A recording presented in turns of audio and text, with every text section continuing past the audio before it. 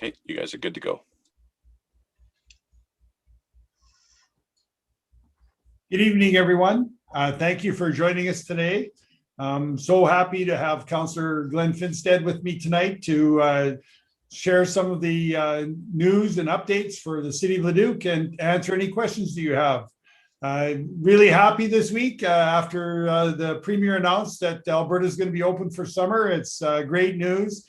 I think in every one of these Q&A sessions, we've been talking about we can see the light at the end of the tunnel. Well, we actually can see the light at the end of the tunnel right now. So very, very good news. Looking forward to it. It's been a really busy month for the City of Leduc, and there's a lot to update you with. And to get things started, I'll hand it off to Glen. Go ahead, Councillor Finstad. Hey, thanks, Mayor Young. I'm very happy to join you tonight for the Q&A, and I'm looking forward to hearing directly from everyone who's here with us this evening. It's really great to have the chance to be here tonight and connect with all of you to answer questions and get your perspective on things that are going on in our community. We have a lot going on in the city, as Bob mentioned, so I'm going to kick things off with a few updates, starting with on-demand transit. The move to on-demand transit service was approved during a city council meeting on Monday, May 17th, and it's going to cost roughly $20,000 in one-time setup fees. However, the savings that are going to result from the efficiencies and from not having empty buses have to follow a prescribed route will more than offset those one-time fees.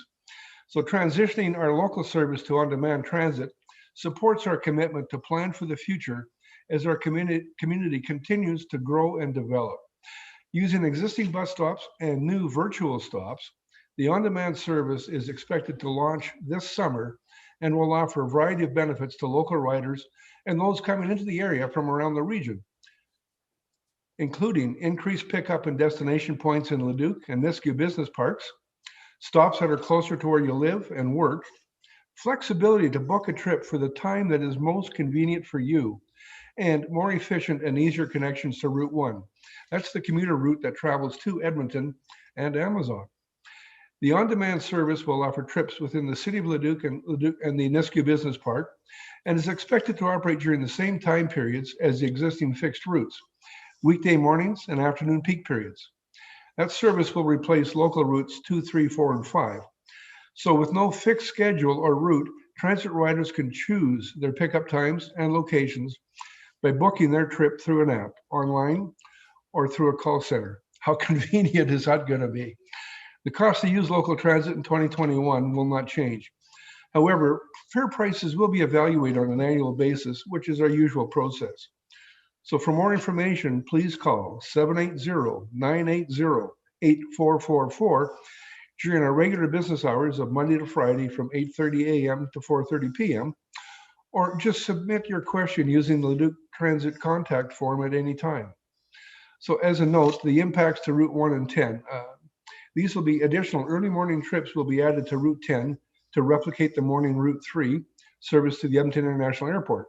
And Route 1, the commuter service from Leduc to Edmonton and Amazon, is going to remain unchanged. So another item taking place is the appreciation for volunteers and our Citizens of Distinction recognition. Volunteers bring so much value to our community, and we were extremely disappointed that we weren't able to properly recognize them in the same way last year that we have in the past. But we are looking forward to recognizing them virtually. In the week of June 7th, 2021, we will be virtually recognizing and celebrating our 2019 Citizens of Distinction Award recipients. In 2020, we postponed the award ceremony due to the pandemic. A year later, COVID-19 remains with us, and the health and safety of our community and award recipients continues to be our priority. As a result, we have decided to host the celebration virtually. These community members have made tremendous contributions to Leduc, and we encourage everyone to keep an eye out on our social media and website throughout the week to learn more and celebrate their accomplishments. More information about the Citizens of Distinction Awards is available at the Leduc website of www.leduc.ca/COD. That's not fish for you East Coasterners, but it's the Citizens of Distinction. So although the Citizens of Distinction program was paused last year, it's more important than ever to recognize the contributions residents made to our community in 2020. Our Kindness Counts initiative, which is at leduc.ca/kindness counts, will feature these incredible acts of volunteerism and kindness. So please keep an eye out for this as well as the week of June 7th. So our e-newsletter. The city launched an e-newsletter tool earlier this month that will share our latest news and announcements with subscribers. This tool provides a number of benefits to the community members who choose to subscribe, including the latest news and updates delivered straight to your inbox, a consistent and reliable method for receiving information from the city, freedom to read important information when it's most convenient for you, and sign up takes less than a minute, and you're free to unsubscribe at any time. To learn more or subscribe, please visit leduc.ca/news. Now, back to Mayor Young for a few more updates before we start taking your questions and comments. Thanks, Glenn. So there's only 2 seasons in Leduc. It's winter and construction. And so we have lots of updates for you. So many of our 2021 projects have already begun. And we know that construction can be rough and that it may cause some inconvenience or frustration for some residents. But again, it will end just as everything does. We're committed to keeping everybody informed and up to date as the work progresses. And so what we've done in order to enable people to find out what's happening with the construction and to keep tabs on it is we have really updated our website. So you can go to our website, but we have lots of projects underway right now. So we have the Grant McEwen Boulevard widening, Corinthia, 54th Avenue, Nootka Road, all sorts of lane reconstructions, the Caledonia Multiway. So there are lots of projects going on this summer.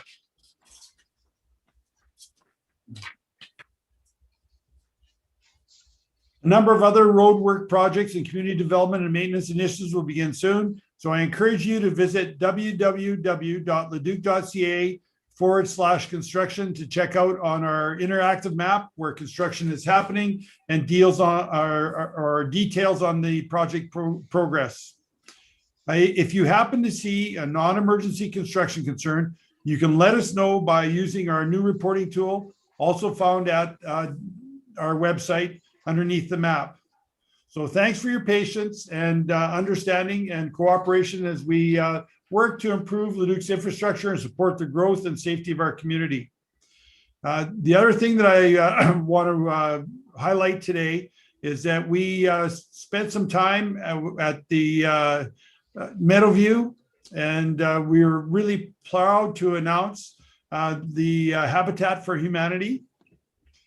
So we are starting construction. Actually, the Qualico Pace Setter builders have formed a partnership with the City of Leduc and Habitat for Humanity, and we are building 4 Habitat homes in Meadowview.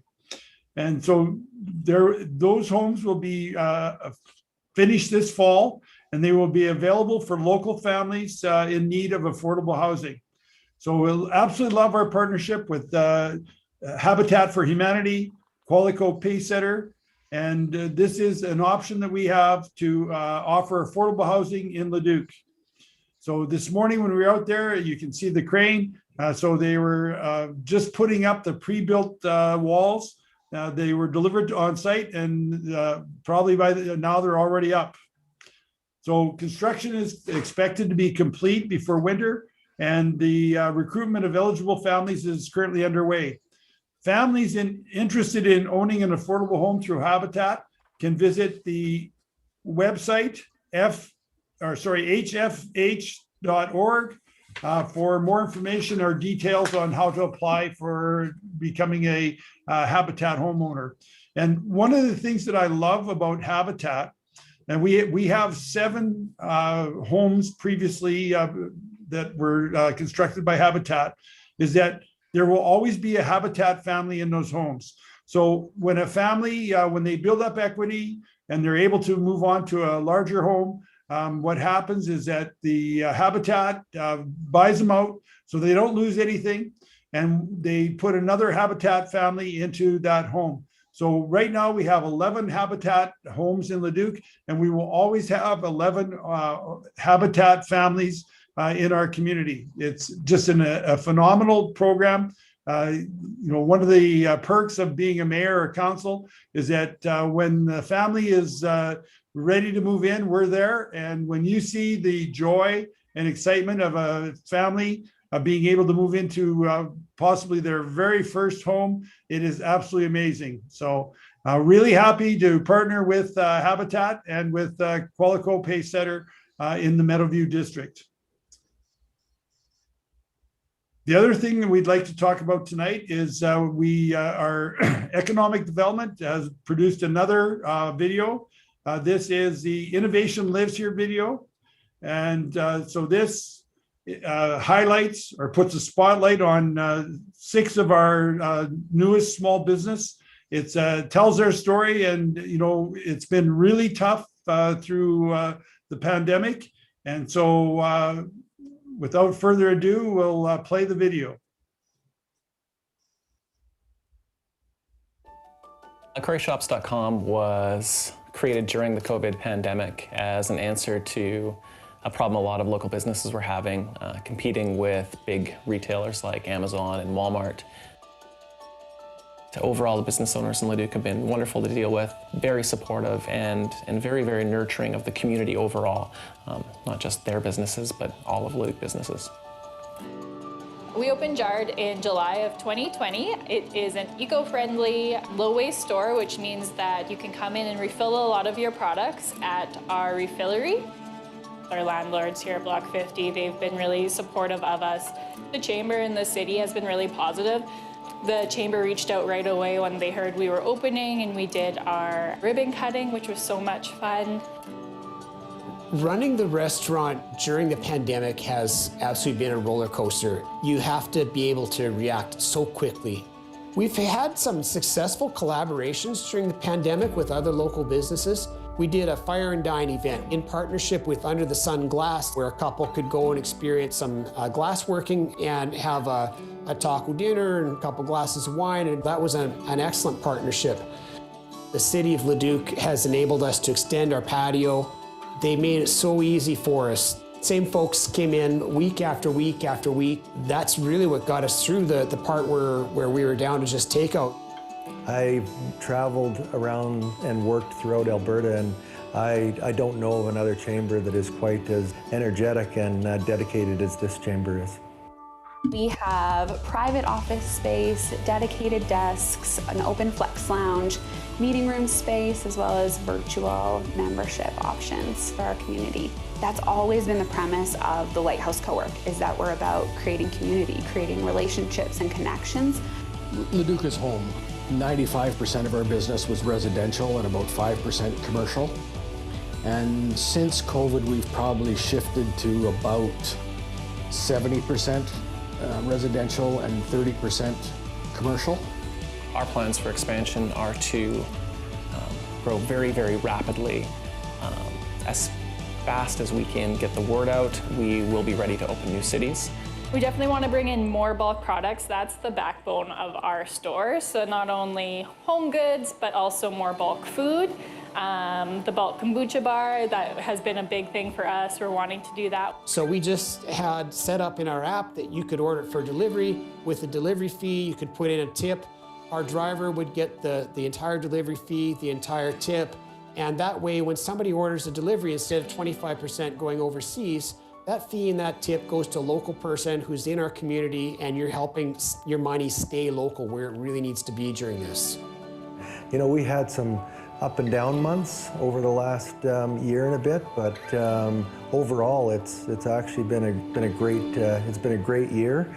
We're fortunate that next month we're moving into a space that's about 5 times bigger than what this one is.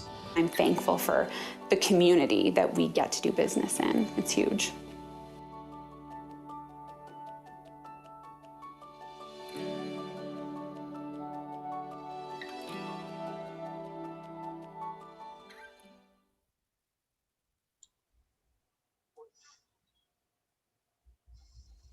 So that was just an excellent video produced by our economic development department here in Leduc.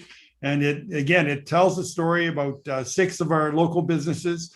Local businesses have a significant impact on our community, the culture, and the economy. And we appreciate their contributions, and we're doing everything we can to find new ways to support them. We have a great working relationship with our Downtown Business Association and also the Leduc Chamber. So we know how tough it's been getting these small businesses through the pandemic.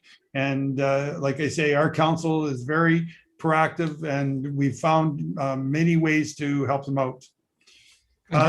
If I might, go ahead. Yeah, sorry, Bob. I just want to add to that the things we've done to support the small businesses is more than just handing them money. It's providing money to engage with the tools they need to be successful going forward.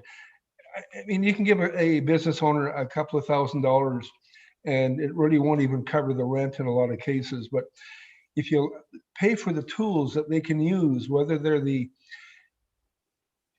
digital marketing type tools, or whether they're support for how they were able to access the various federal and provincial grant programs for small businesses, that was far more valuable than just handing them a check for a few $1,000s and saying, hey, hope this helps and good luck to you. But we actually gave them tools that they can use going forward and make them even more successful.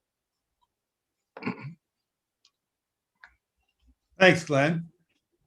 Next week is Pride Week, and the City of Leduc will be celebrating and recognizing the Q2S+ community. We are committed to supporting diversity and inclusion in our community. The contributions of the LGBTQ2S+ community enriches our lives, creating strength and resilience in our city where we all work, live, and play. And we hope that they have a happy and safe Pride Week.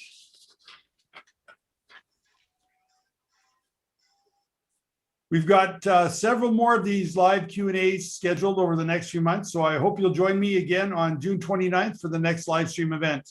And with that, we'll open the floor to questions. So Natalie, what is the first question for tonight? First question tonight is the outdoor pool open yet? Okay, Glenn, do you want to try that one? Absolutely.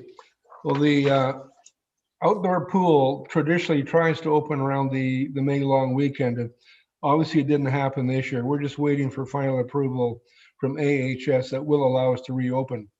However, we are taking requests for household bookings for the week ending May 30th. So each booking period will be available for 1 week at a time. And the planned hours of operation will be Sunday to Saturday from 10 a.m. to 8 p.m., obviously weather permitting. And lately this year has been a bit of an anomaly because we've had our rain during the week, and our better weather-wise has been on the weekends, which is a nice trend. I think we're long overdue for that. So for more information, just visit leduc.ca/Alex Pool for more info, or 780-980-7198, extension 6040. Or you can also do it by email with aquaticbookings@leduc.ca to request your time slot. Thanks, Glenn. Next question, Natalie.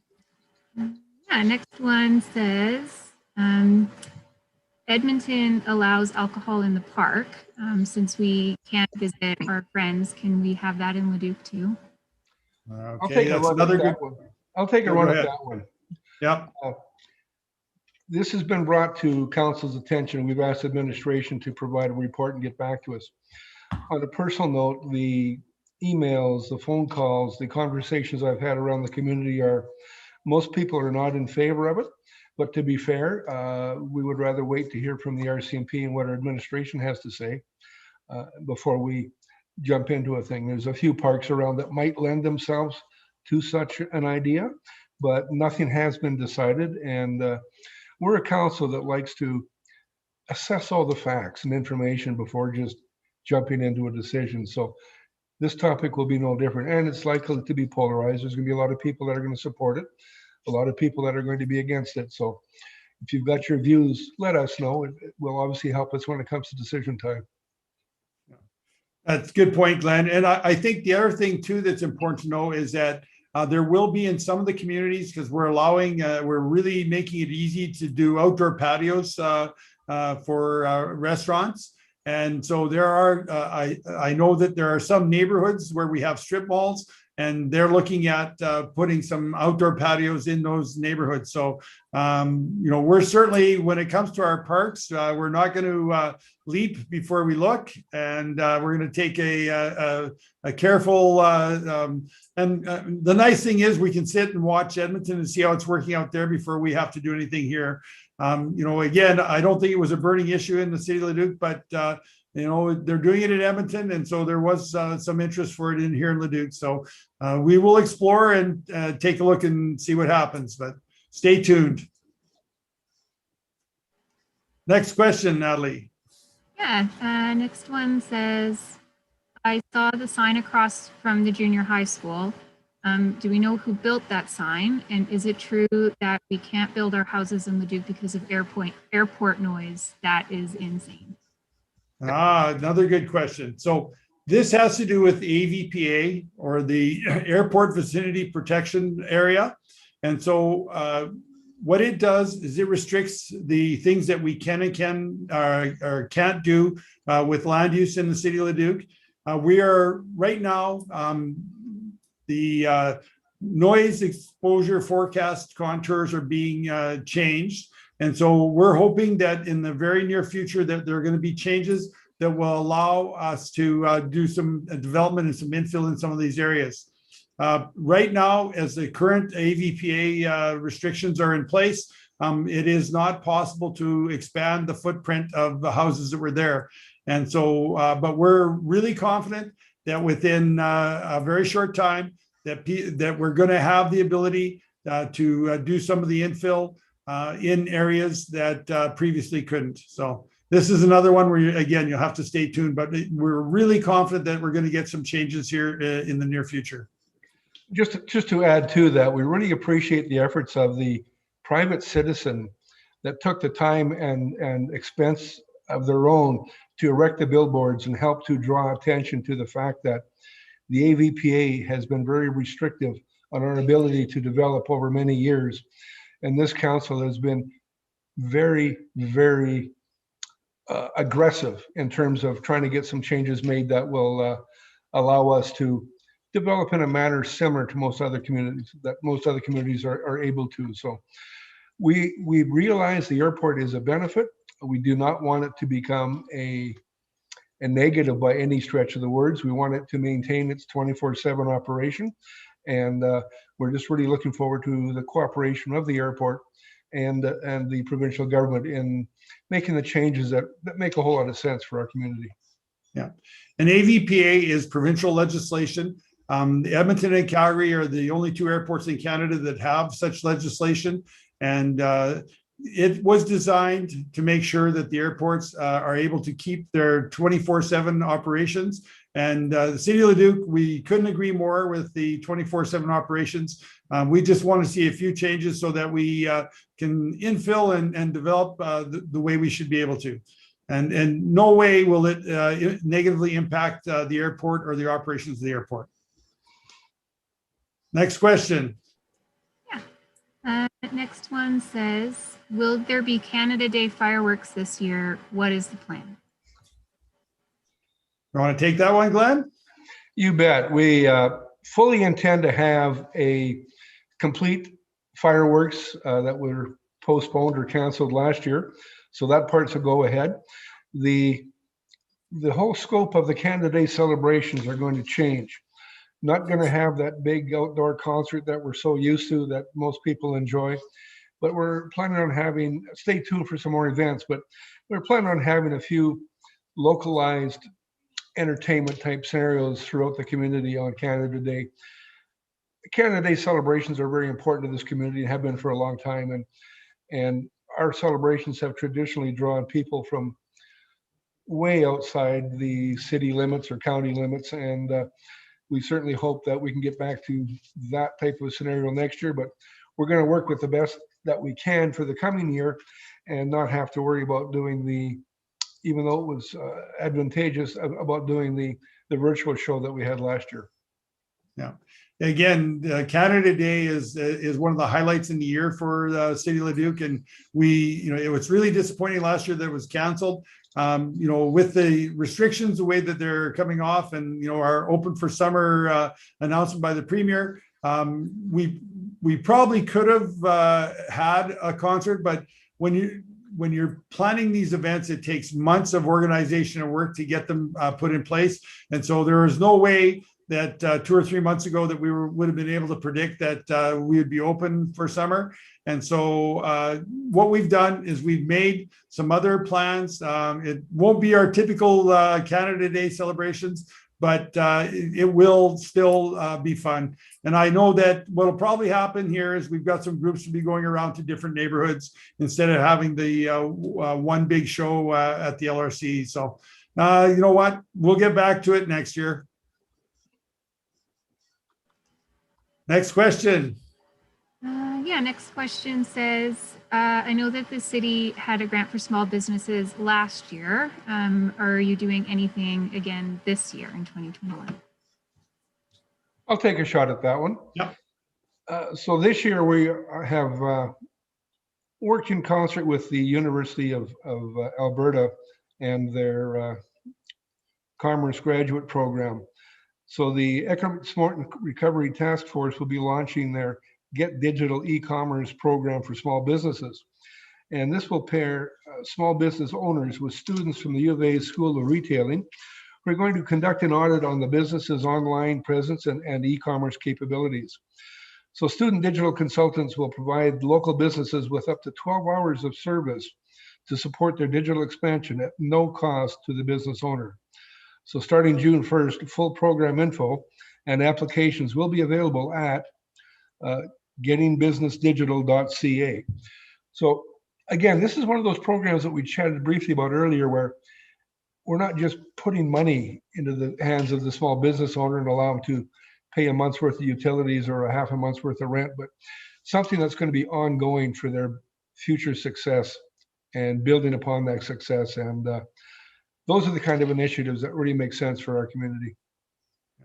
And we know that there are companies in Leduc and region that do help businesses with their digital presence. The way that we look at this is that by partnering with the U of A, this will get more businesses going digital. And so this will actually create more customers for those companies that already exist in the Leduc region. So I know sometimes when people see a program like this, they say, oh, you know what, you're taking away business from local companies. In effect, what we're actually doing is we're creating more customers for them. So, that's one thing the pandemic has really shown is that, you have to be prepared to have a digital presence. And so, whether it's online shopping or just even making customers aware of what you have to sell, this is a good thing. So, not everything from the pandemic has been negative. This, I think, is a lesson that's going to make a lot of our small businesses stronger. So, next question. So next one says, can they put in some water taps around the Telford Lake Trail? It would be nice to refill a water bottle for people and pets who are walking that long loop. 2 or 3 would be nice. Oh, that's actually a good suggestion. Did you want to comment on that too, Glen? Yeah, you know what? I think it is a wonderful suggestion, and something that with piping of water would be the biggest issue, because we sure as heck don't want to pull it right out of the lake, but yeah, not the best thing to do.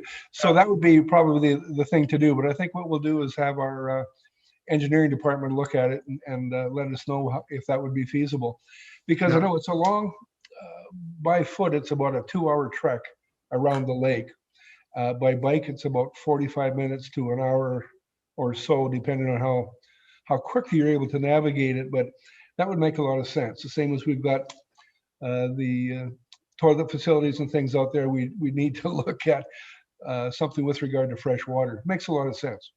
Yeah, that's one of the reasons we like doing these, is so we get new ideas. And I think, we may not be able to put water stations on some of the exterior regions around the path, but you know what? Over by Telford House, we could probably put in a bottle filling station in there quite easily. And then that way, at least when people are starting on the trail, they'd be able to fill up their water bottles, but that's a good idea. And we'll definitely talk to community services and put our heads together and see what we can come up with. But that is an interesting idea.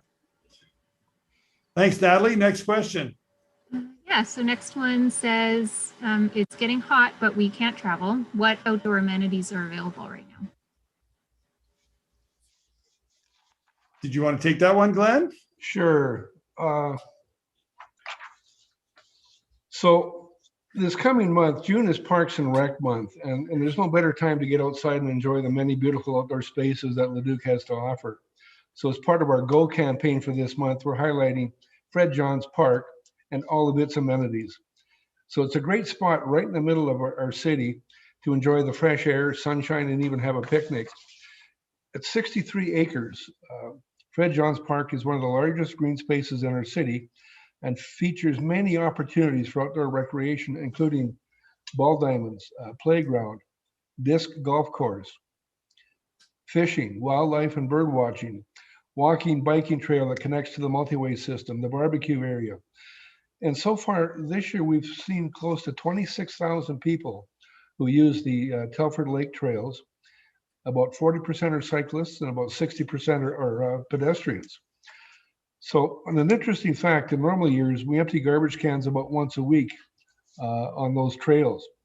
And we've had to increase the frequency with which we do the garbage pickup, which is a good thing. A, people are using it, but B, more people are using the amenities. So that's a good thing. So we're really looking forward, and as the province loosens up restrictions, which good news yesterday was we appear to be on the right track. Everything's trending in a positive direction, and that by early July will be about as normalized as we can get based on the incidents of the past 18 months or so. Yeah, our multi-way system has really been a lifesaver during the pandemic. I don't know what people would have done if they hadn't been able to walk around outside in the multi-ways. It's interesting, and I don't think people realize this, but we actually have counters, so we actually know the traffic that's going around. As Glenn mentioned some of the stats, I know that on the Telford Lake multi-way that we've been getting upwards of 1,000 people a day taking advantage of that multi-way. So I think our multi-way system is one of our most used recreation facilities in Leduc. So it's really a credit to our community services for the planning. And, I love the fact that we keep them open year round, that we clear the trails. And I think this is another one of those things that people have really discovered, the outdoors during the pandemic. And I think this is a trend that's going to continue on once the pandemic is finished with. But it's great to see all the people taking advantage of that. I know that we're having way more incidents with bikers and people walking. And so we'll have to do a little bit of education on that. But, I'm really confident that like most things, whenever there's a problem, we get things worked out in a fairly short order. So, just glad to see that so many people are taking advantage of the multi-way. And just on that note is, please, cyclists, put a bell on your bike and don't be afraid to use it, because when you come sneaking up behind a pedestrian, they can't always hear you if they're engaged in conversation or they have their earbuds in listening to whatever they listen to. So please have a loud bell and please use it. I know when I was cycling, I used to be a little nervous about honking a bell on somebody, but it's probably a whole lot better than having them all of a sudden sidestep into me or something. So. Yeah, no, just one of those things that people are going to get used to. We didn't have to deal with that before because there just wasn't as many people walking. So, okay, Natalie, next question. Yeah, next one says, The Premier was on the news yesterday. It sounded like some good news. What is it all about, and what does it mean to us in Leduc? Can the city encourage people to keep wearing masks till we're totally out of it? We can't go open and close and open and close all the time. Yeah. So it was good. So the Premier announced his opening strategy for Alberta, and it's like we're already in stage one. And it basically what has to happen is the number of people that get vaccinated has to keep on increasing, and then our hospitalizations have to keep on reducing. And so we've seen since this last restrictions were put in place that our hospital numbers have really started to go in a downward trend. And hospital numbers in ICU, this means that some of the operations that people need with hips and knees can now take place because the AHS facilities aren't to capacity. And so we know that as people continue to get vaccinated, that those are the two metrics that the province is looking at. We're very confident. We're almost at the stage 2 standards right now. And so we're very confident that in 2 weeks that we're going to be going into stage 2.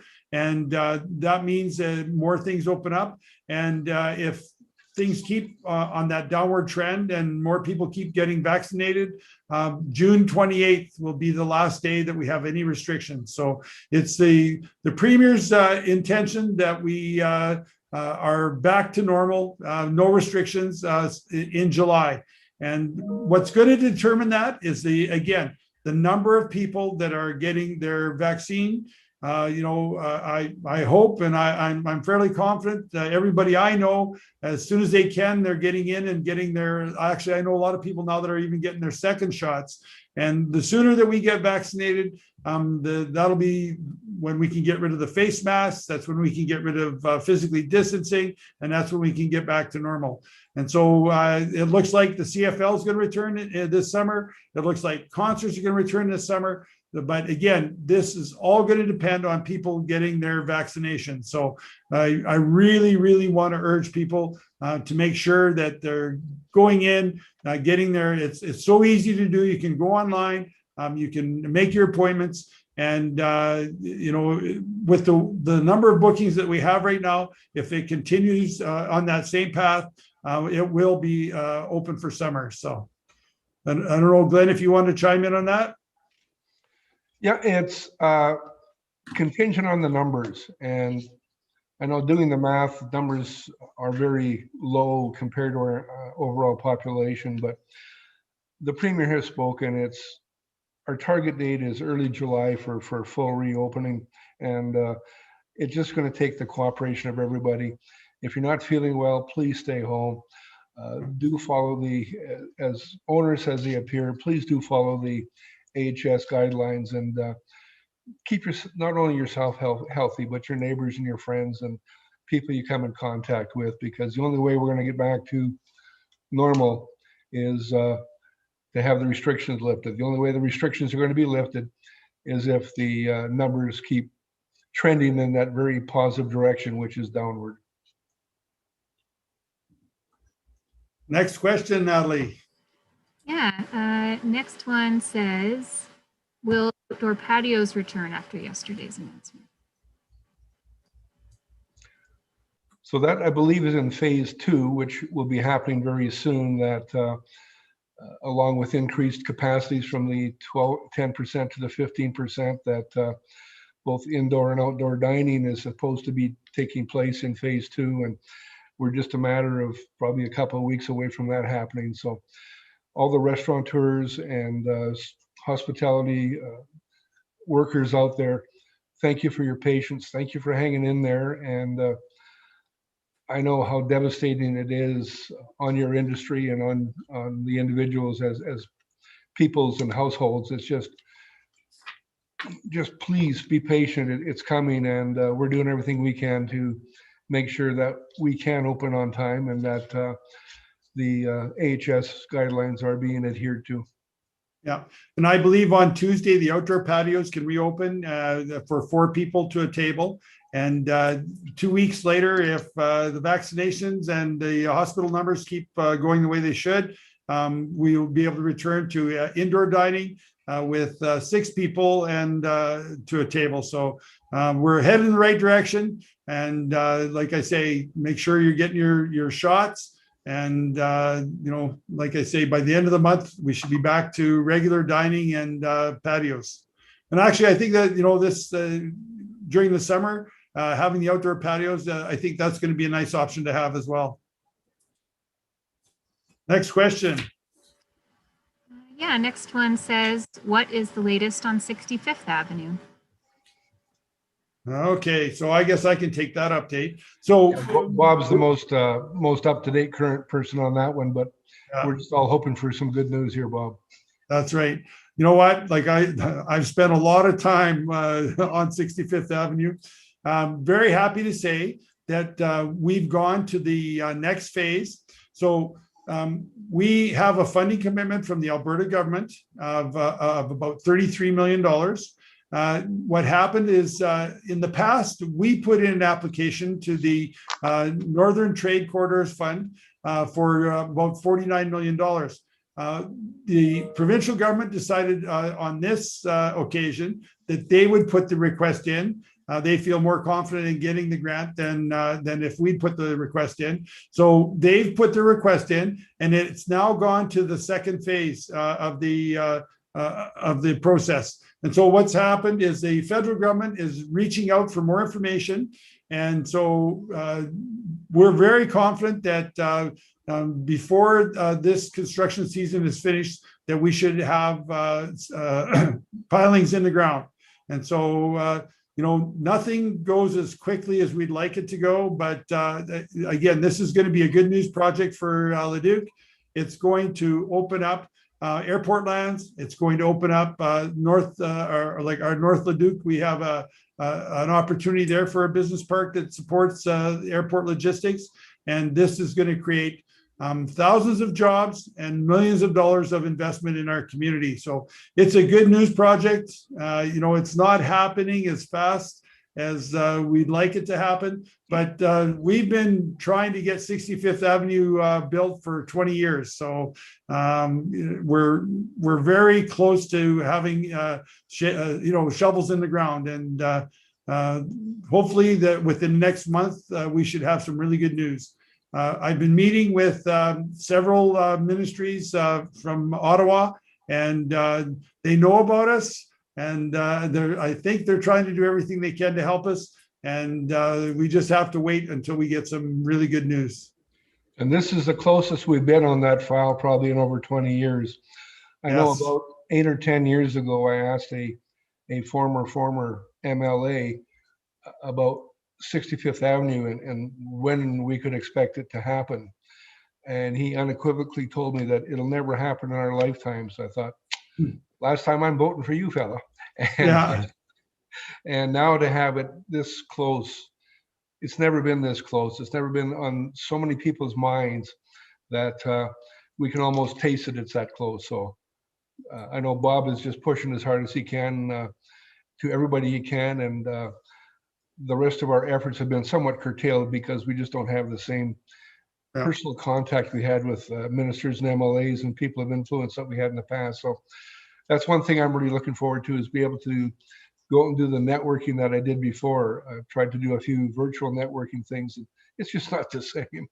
And so that's one thing that I've already missed about the past couple of years, is not being able to represent the community at the number of events that I normally go to, and carry the banner, fly the banner, if you will. Yeah, EIA is an amazing place. So Edmonton International Airport, it's really been devastating to them what's happened during the pandemic. Their passenger flights have been down to less than 10%.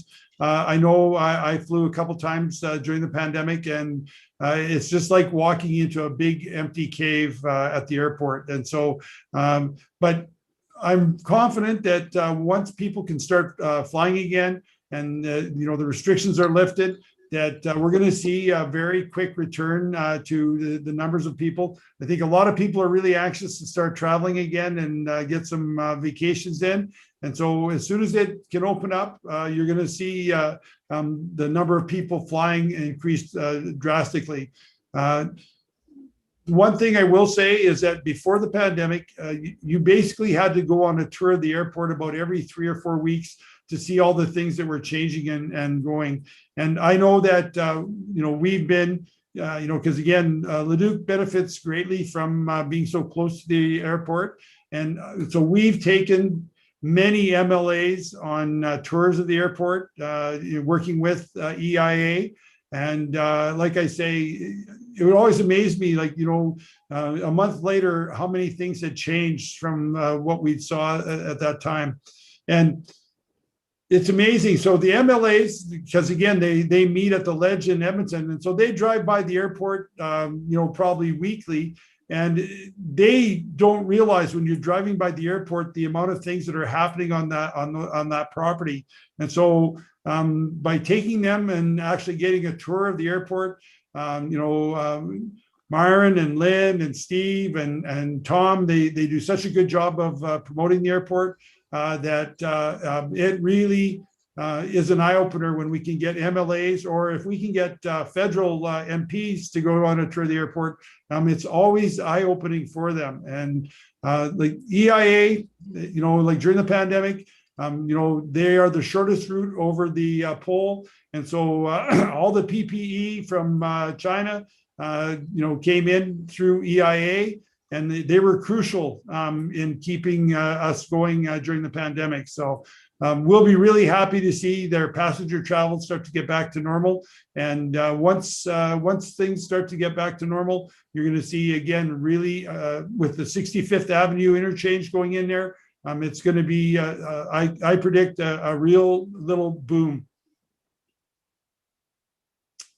Next question. Yeah, next question says, who should I talk to if I want to report a pothole? Great Go question. ahead, Glenn. That's a great question.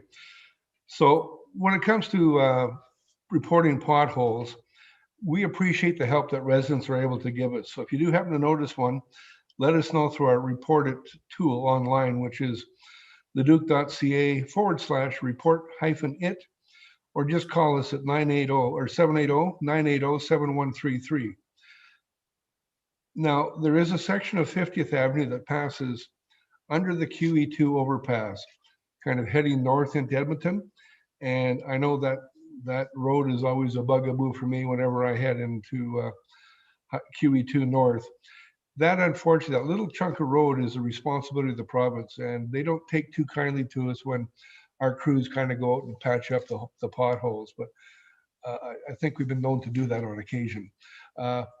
But that's why that chunk of road is in such terrible shape, is we don't really have much to do about it. But any other potholes, there's nothing worse than having to bang a pothole when you just had your vehicle wheel alignment done. And I know from experience that happens. And QE2 going north is actually getting better. I mean, I once chided the former inspector of the RCMP here and said, hey, look, if you happen to see me weaving up the QE2, it's just because I'm dodging potholes, but those are starting to get filled as well. So we have a wonderful, and I used to kid some of the councillors from the city of Edmonton saying that in Leduc, we pave the entire road, not just between the potholes like Edmonton does. And, the MLA Rutherford's really good too. If we make him aware of problems in that, he gets on it right away. So yeah, it's, we know that the QE2 and some of the roads are probably in the worst condition they've been since I've known. But we know that there are plans to make improvements, and it just takes a long time to get the roads up to snuff, because we have a lot of roads in this province, and for so long they've been some of the best roads in the country, and they're hurting right now, but they will get back to where they should be. Next question, Natalie. Yeah, next one says, I heard that the city is rolling out a speed reduction pilot in residential areas. When and where will that be? And where can I find more information about it? That's a good question. And so we know that the speed reduction pilot program is going to be happening in South Fork, and it is happening this summer. I don't have the exact dates. Glenn, have you got more information on that? No, nothing more. It's going to be happening very soon, but there will be signs posted prior to it happening. And the studies and analysis that were done by the experts indicates that, I don't know, me personally, I find that traveling through a residential area at anything more than about 40 kilometers an hour, it's somewhat nerve-wracking, because you never know, especially these days when there's so many little kids around, that when somebody's going to jump out. And the ability to survive a collision with a vehicle traveling 40 kilometers or less, the survivability is a lot higher than if you're doing 50 kilometers an hour or more. And people will say, well, gee whiz, it's going to take me forever to get on with my day if I have to travel that slowly. But the reality of it is it's mere seconds, and somebody's life is worth far more than just a few seconds of slow down time. Okay, and as always, the information is on our website. So what's going to happen here is, so they're looking at the speed reduction will get approved at council in May. And if it gets approved at council in May, which it probably will, that means that June would be the beginning of, so I would think May 31st is our next council meeting. So we'll probably approve the speed then. And that means that it'll take effect in June. So that means that the speed reduction pilot project for South Fork will start in June and run for this year anyways. Next question, Natalie. Yeah, next question says, when are taxes due this year? Oh, go ahead. That's a Glen question. Yeah, taxes are due June 30th, like every other year. And in fact, our tax notices will be have been mailed out if you haven't received. They were mailed out on May 13th. May 13th, so most people should have them by now.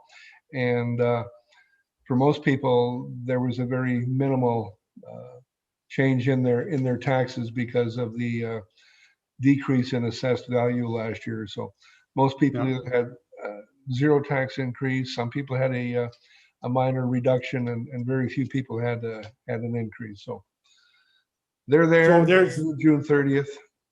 Yeah. And so if you have questions about that, you can visit our website. So leduc.ca/property taxes, or you can email. There'll be on there. It's propertytaxes@leduc.ca, or you can phone at 780-980-7105. So, or if you really can't find those numbers, you can always send one of the councillors or the mayor an email or give us a phone call, and we can help you find out your answers. I've already had a couple tax inquiries, because even though for the second year in a row we have had a 0% tax increase, there are very few instances where, even though it's been a zero, that some of the monthly rates have gone up. So if for some reason you didn't have your taxes paid on time last year, then what's happened is they might have increased the monthly payment this year. But you know what? If you're not sure, give us a phone call and we can help you out with that. Next question, Natalie. Next one says, will there be any summer events downtown or any farmers markets this year? Hey, great question. And Glen sits on our DBA, so he should be able to tell. So as the representative on the DBA, and I just hit some kind of a funny button so I can't see myself on my screen, but the DBA events will include the third Thursday summer events starting June 17th. Now, we used to have fourth Friday events, but a lot of times those were competing with A, the weekend, and B, long weekend. So the third Thursday is when it's going to be happening downtown. For more information, just visit mainstreetleduc.ca. The Leduc Farmers Market is back already for the 2021 season. That runs both Thursdays and Saturdays from 10 a.m. to 1:30 in the LRC parking lot. So again, more information is available at leducfarmersmarket.ca. The other, yeah. So good. So again, if there's anybody not sure, you can go onto the City of Leduc website, and all those events will be hosted there as well. And you can also check out the DBA, their website, or the Chamber's website. And I believe that all three of those websites will have more information about events happening. And we're looking forward to it. Like again, the last, I believe it was about 3 weeks ago, they did the downtown event, and it went really well. And I'm totally looking forward to when we can do it without all the restrictions that we have right now. So it's going to be open for summer. And so the July and August should be really great events. And the DBA, they do a great job of hosting. Sarah is the person who promotes them, and she does a great job. And so we're really looking forward to some of the events that they're going to start hosting this summer. And I know now that we're starting to see the restrictions, like we're fairly confident that they're going to be lifted for the summer. I wouldn't be surprised to see some more events added as well. It was disappointing this year to lose the art walk, but I know that the Arts Foundry is just dying to show off their wares. And so I'm sure there's going to be something. It won't be a full-blown arts walk, but I'm sure there will be something downtown. You just have to stay tuned. We know that it's going to be coming. So you're absolutely right, Bob. The art walk will not proceed this year. However, the artists, or a lot of artists, will be able to display their wares outdoors at some of these third Thursday events. And the first third Thursday event on June 17th is also going to include some very interesting vehicles. We've had a lot of show and shine type groups or automobile groups that are going to be having vehicles displayed throughout the downtown. So anybody who's an auto buff, be sure to take that in. You'll probably get a big kick out of it. Next question. Next question says, can you give us an update on the retirement home that's under construction? When can people move in? Good question. Glenn, do you want to take that? Yeah, I'll take a run. I don't know exactly when it's going to be ready for occupancy. We're hoping later this year, if not early next year. It's been making some great progress over the last few weeks. And a few weeks ago, before the 6th floor was added to the west leg of the facility, Mayor Bob and I were able to take a tour of the facility, and the rooms are looking great. The amenities are looking great, and I think it's going to be oversubscribed. So the overall framing is going to be completed next week, and the crane should be off site probably in the next week or two.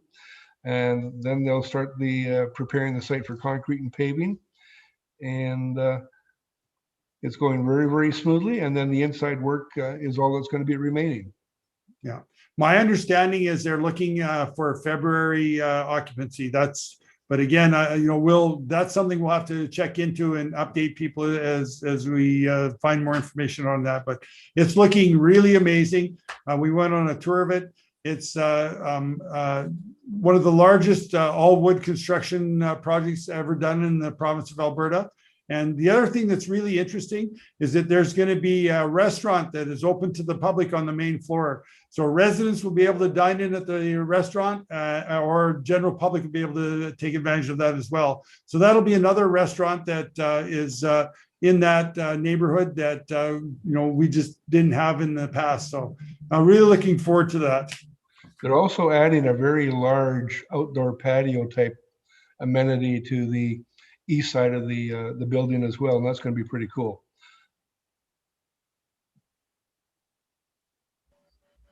Next question. Yeah. So the next question says, can you share some info about the clean energy program with us? Hey, that's a great one. That's a topic that's very near and dear to my heart. I know a few years ago, I proposed a motion to council on the last council, which back then it was called PACE, or the Property Assessed Clean Energy Program. The Clean Energy Improvement Program council has made passed the first motion, which allows us to submit an application to FCM, or the Federation of Canadian Municipalities. This program is now being sort of handled or run by the MCCAC, which is the Municipal Clean Action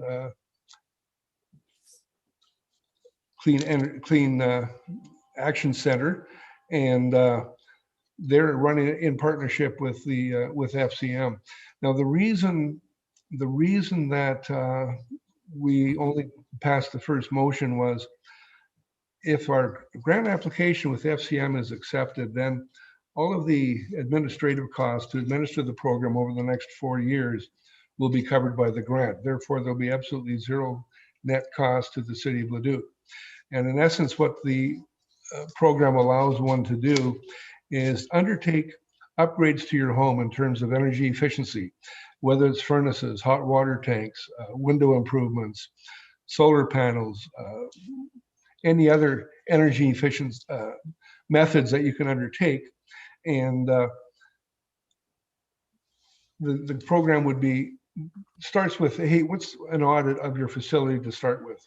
So it lets you know what areas of your home could be improved and realize the savings from making the energy enhancements. So the upgrades are going to be paid by will be paid for by the benefiting property owner only through an addition to their normal municipal tax bill. So in other words, instead of having to utilize your own line of credit through the bank, or some people would use credit card debt or something like that at higher interest rates, the interest rates are extremely low, it'll be maximum about 5% once it gets going. And you'll be able to undertake the repairs to your home, generate the savings, the energy efficiency savings, which in essence will just about offset what the cost of improvements are going to be. And then if you're, for example, perhaps you're a senior that says, well, gee whiz, I'm only going to be in my home for the next 3, 4, 5 years. I don't want to have to spend $20,000 or $30,000 to improve my home and then not have the benefit at the back end. Well, this way, the increase in the benefits are accrued both now and in the future, and the payment for those improvements are to the current homeowner, as well as a future homeowner would pick up the balance. So it's a win-win for everybody. Plus, it's intended to engage with local contractors who will be pre-qualified in order to undertake this type of work. So it's the best of both worlds. You get to improve your home, reduce the energy, and yet defer the payment of that against your future tax bill. A great program in my mind, and I think it's going to be oversubscribed would be my biggest concern. The other interesting thing is that very soon we'll be announcing that our eco station is going to start handling styrofoam. So we're actually going to be able to recycle styrofoam. So I know in the next couple of weeks we'll be making that announcement. So that to me is really good. I've always hated the thought that styrofoam went straight to our landfill. So it's great that we're going to be able to do something with it now. The other thing that that I've asked for and we're going to get is every once in a while we get people that don't see the benefits of all the solar panels that we put on our buildings. And so what we're going to do is we're collecting all that data. And so we'll be able to show people exactly the benefits that the city of Leduc gets from having the solar panels on many of our facilities. It reduces our carbon footprint. It helps with GHG gases. And, if Alberta is ever going to shake the image of being a dirty energy producer, having more solar installations is one of the ways that you can start to change your image. And so, we don't do as much as a lot of municipalities do, but we're making steps in the right direction. And I think that cautiously moving forward in that direction. But we will have some stats so that people get a very good and clear idea just exactly the benefits of the solar installations that we have in Leduc. And one of the big benefits of having these solar installations was that when we signed the agreements or the contracts, we were guaranteed a certain production requirement, a certain energy savings. And if they aren't being met, then we have recourse back to the contractor who supplied the stuff to make sure that the products are being maintained, that the efficiency is as expected, as initially contracted for. And so that gives us a guarantee that, hey, we were able to take advantage of some MCCAC grants to have the capital costs covered off. And we're also guaranteed savings on the operating costs in the terms of reduced electrical costs that would normally occur if we didn't have those. And I know that at the LRC, for example, that originally we're looking at about a 15-year payback on the solar investment. And my understanding is that it's substantially less now. So once we get those stats, we'll get them out there, because again, we'd like to clear up some of the confusion around the benefits of the solar panels on our facilities. And on our new protective services building, we won't know for a while because it's, with those panels just going in there, it'll take a year just to see what the actual rate of return will be on that. But, it's something I think that's important for municipalities like the city of Leduc to do. And, I think that we're making steps in the right direction. And just a few other things along those same lines is the MCCAC, or the Municipal Climate Change Action Center, has provided funding for Leduc in a variety of ways. We're able to upgrade the lights inside the LRC with low energy LEDs. We were able to acquire a electric Zamboni, which will reduce the operating costs over time, and a variety of other initiatives that we've been able to take advantage of. So our environmental coordinator, manager, Kara Tromlak, has been an excellent job of building relationships with people at MCCAC and have allowed Leduc to take advantage of so many grant opportunities, and that we're almost top of mind when something new comes along. So kudos to her and the entire engineering team for pursuing those opportunities for us to enable us to save money with regard to our energy operating costs. Okay, Natalie, next question. Yeah, next one says, is the new golf clubhouse on track and will it be finished in June? Yes, that's one of the things I'm very happy to announce. Actually, I was talking with the manager of the golf course yesterday, and originally they were sort of, because again, you never want to oversell and under deliver. So they were saying that by the end of June that the building would be completed. It's now looking like it's going to be at the very latest mid-June. So we're probably only about 2.5 weeks away from it being completed. And it'll take some time for them to transfer. Like right now, everything is out of trailers. And so it will take some time to move in and set up the new facility, but it is definitely going to be worth the wait. And so I know that there's a lot of weddings scheduled this summer there. And so with all the restrictions coming off, I think it's going to be a great summer for the new facility. And I know that it's going to be a great addition.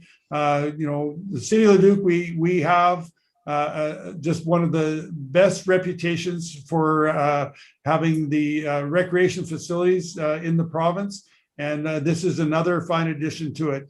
It's going to allow us to host weddings that we currently weren't able to do in the city of Leduc. It's going to attract tournaments here that we in the past we haven't had, because we just didn't have when you have a tournament, you bring that many people into town, they're looking for some sort of a banquet, and we just haven't been able to host banquets with the old facility. So this is something that's well needed, and it's going to pay a lot of benefits to the city. Whenever you bring people into our community, that means the gas stations, the restaurants, the hotels, they all benefit. And so now that we know that we're going to be open for summer, it's good news for everybody. And I wouldn't look at this as a competitor to the existing facilities and hospitality owners that we have in the community, but this should enhance their ability to sell rooms or rent rooms, to utilize others in the restaurants and things of that nature, and bring people to our downtown and enhance the shopping experience. So this will be an overall boom to the community, and not one that I would view as a competitor to existing operations. Yeah.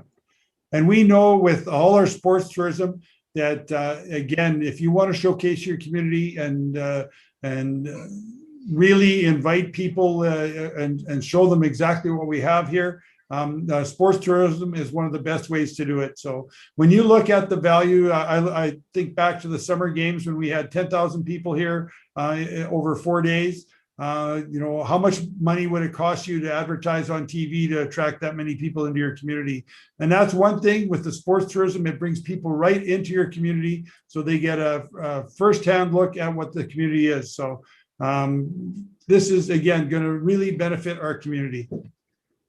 So we had the opportunity to take a tour during the early construction, when the walls were basically up, and I can hardly wait to have a tour as it's nearing completion. Yeah, won't be long, and it won't be a tour. It'll be actually using the facility. Next question, Natalie.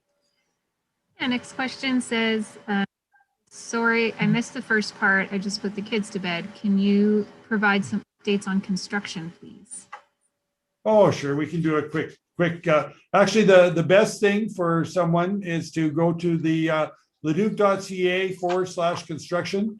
It has, we have actually an interactive website, web page that will, you can click on all the construction, and it will give you all the information on any of our construction happening this year in the city of Leduc. So our website really is, I have to really give a lot of credit to our communications department. We've really done an excellent job in making sure that information that people need to know is easily found on our website. So, and I know that there's, in the next year that we're going to be updating our website to make it even easier. But right now we have a lot of information, and people just have to go to our website, and I think they can find just about anything there. So.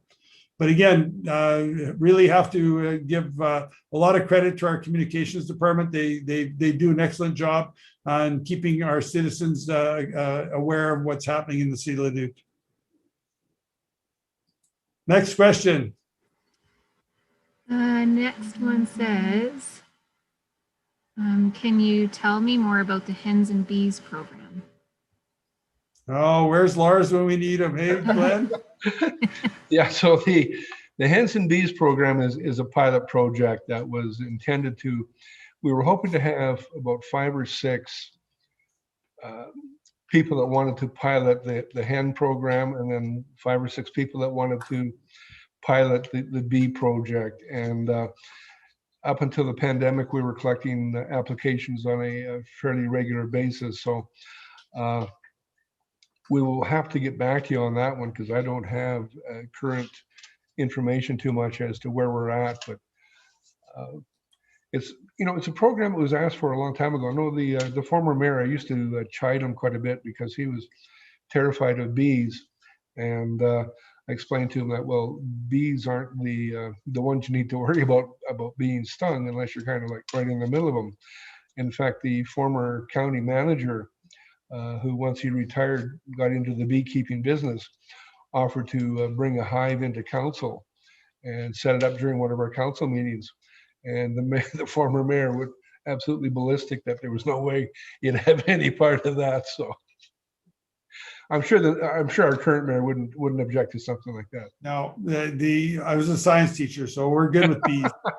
So the other thing is that, so again, go to our website. There's an email there, so you can go to ecosmart@leduc.ca to get more information. Or if you want to apply to participate in our hen and bees pilot project, or you can call the EcoSmart hotline at 780-980-7107. So Just go to our website and the information is there. And I know that we don't have, there certainly is opportunity for more people to take advantage of that. So, looking forward to see what happens. Yeah, that website of ours is an amazing tool. It's very easy to navigate.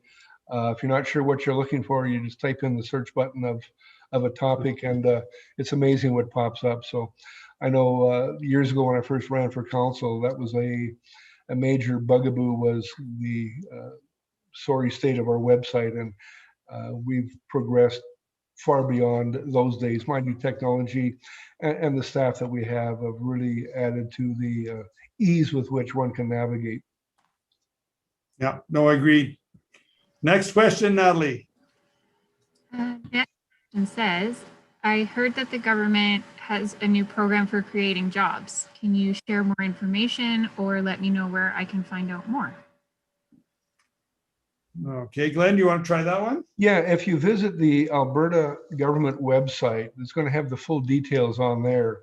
There are grants for getting people back to work that were perhaps under-deployed in the past. There's also grants for people who are expanding their workforce.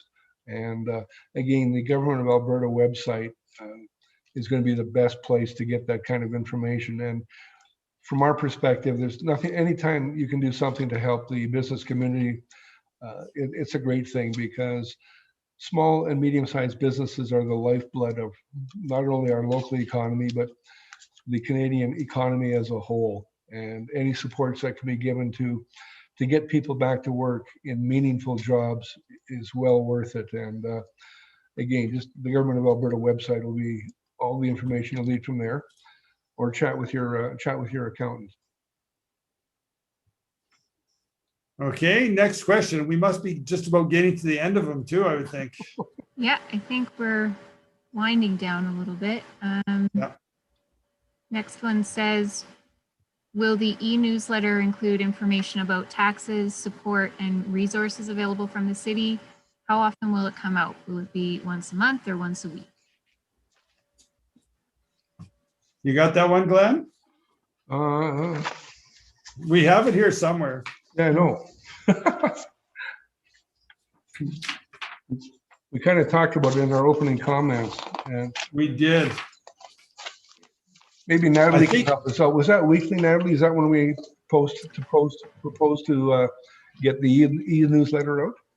So it's actually every time that we have news. So sometimes it'll come out daily, sometimes it'll be multiple times a day. It's really just for news releases, public service announcements, and media advisories. So when people sign up, they can select which of those items they want to hear about. They can pick all of them, they can pick some, and then whichever they indicate their preference for, every time there is an announcement from one of those categories, they'll get that delivered straight to their inbox. And you get instant notifications almost. Yep, instant notifications. Make it really easy to stay up to date. All you have to do is sign up. So you just got to go to leduc.ca/city news, and I would imagine that you just give them your email and contact information, and you will get the updates as they occur then. Yeah, you bet. It's a pretty quick sign up. It's like maybe 30 seconds, and you can unsubscribe at any time too. And we do not, under any circumstances, share your email or personal information. No, not at all. No. Yeah, that's one thing that the City of Leduc is really careful about is we follow VoIP to the T. So that's one thing we're not going to sell your email address to some advertiser. So it's been tough enough for us to get permission to be able to use this system that we're not going to do anything to jeopardize it. Next question. And this is, so they say, when are we switching to on-demand buses? And also, what happened to the regional transit that was announced earlier this year? Will that be on demand too? Well, I can speak to both of those. I'm the City of Leduc director on the regional transit and the Edmonton Metro Transit Services Commission, and we first steps were we hired the CAO, and he was in place as of May 17. In fact, he's going to be introduced to some of our transit specialists and the mayor this coming Monday. So on-demand transit is expected to kick off in August with some pre-notices, pre-marketing materials, just getting people ready and how it's going to be utilized. It's too soon to say whether regional transit will be an on-demand service, because that's not going to be stood up fully. In other words, it's not going to be fully operational until at least 2022. So we need to get through a whole bunch of setup phases. We need to do some route planning. We need to figure out how the buses from the various communities are going to fit into the equation. So really way too early to tell. But the way a lot of communities are going because of the COVID situation is they've gone to an on-demand service, because there's nothing more disheartening than to see an empty bus following its route, doing its route, which is what they have to do because they're scheduled routes. On-demand service, you can book what's your arrival time. That's kind of how it's based on. What's your arrival time? Where do you want to be at what time? And then you can plan your scheduled service based on your arrival time, as opposed to, I want to leave by such and such a time. But no, it's more important that I get to my destination at a particular time as opposed to what time I leave. So, and right now, August, yeah.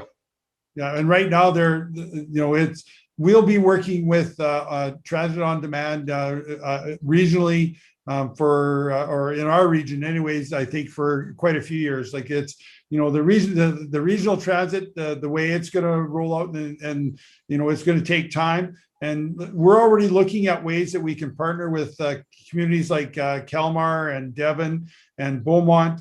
And so, I know that when we've been talking with other communities like Cochrane and Brooks, they absolutely love their on-demand or their transit on demand. And I think that when you first start talking about it, I think people, because they don't know how it's going to work and have never experienced it, there's a lot of concern. But from talking with communities that have gone to a transit on demand model, they absolutely love it. It's more efficient. It saves them money. And so I think that the opportunities for us to bring it into Leduc and into our region of Leduc is going to really open up opportunities to increase people using transit. The whole idea of transit is so that we get to a place where people don't need a vehicle to get around. And so hopefully, it'll be more than just students getting into school in the city. It'll be people getting into their employment areas. And so stay tuned. We will be rolling out and giving you more information in the next few weeks. But, my expectations are that it's going to be very well received. And just as an aside, I was actually chatting with our transit manager long before the pandemic occurred and asked him his thoughts on transit on demand. And Leduc was actually looking into it. And then the pandemic just expedited the need to really fully investigate and then try it as a pilot to start with. And I think it's going to be very well received, as Bob mentioned, that when you can have dependability as your arrival time and not have to stand, if you miss a bus, and stand for half an hour waiting for the next one to come along, it's going to be a big benefit. So really looking forward to the transit on demand. I think it's going to be extremely well received. And I think people are going to like it once they try it. And it will cover more area in Leduc. Like I think that's the thing that really is attractive to me, is the fact that there'll be more areas in Leduc that will be able to have access to transit now. With a fixed route, there's only certain areas that have access to transit, and with transit on demand, it really increases the area that can be served. So it'll be, well, like I say, I'm really looking forward to when it rolls out. Do we have another question? We have one last question. Yeah, One last question. This is the one we've been waiting for all night. I know. Yeah, not so much the topic, just the question. Yeah. Pretty exciting. Is there a place on the city's website that I can check out what outdoor amenities are available? I want to bring our kids outside. Ah, good question. Check our notes. Yeah, that's a great question. Obviously, our website will take care of that. And as we mentioned earlier, June is the Parks and Rec month that we're going to be promoting that very heavily as part of our Go campaign. And we're going to be highlighting Fred Johns Parks and all its amenities, as well as the area surrounding the LRC, the Telford Lake multi areas, all the ball diamonds and all the things of that nature. So, and when you're out and about, don't forget to take advantage of what's now called the Alliance Park, which was formerly known as the Telford Lands, which back in the day, the kids referred to it as Whiskey Hills area.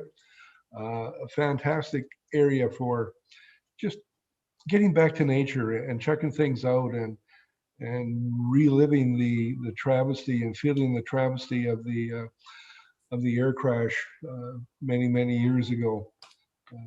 But just a great place for peace, quiet, and actually meeting other people as well.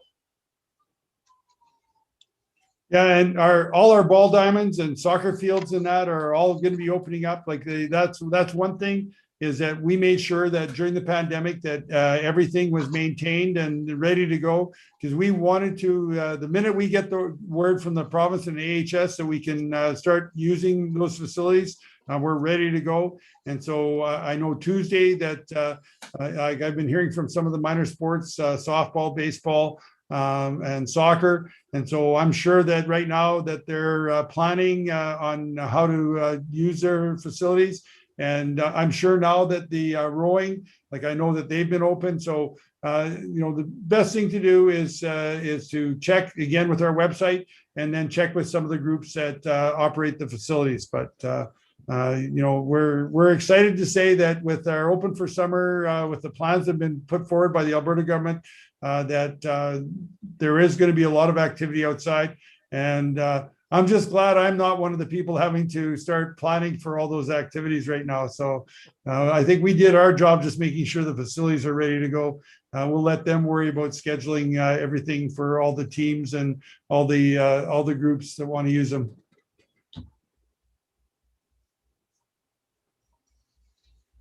So I think that is pretty well it for tonight. I want to thank everybody that has tuned in, and it's with the weather, I'm sure there's a lot of people taking advantage of the outdoors tonight as it is. So that's a good thing. So we know that we have another one of these coming in June, and looking forward to it.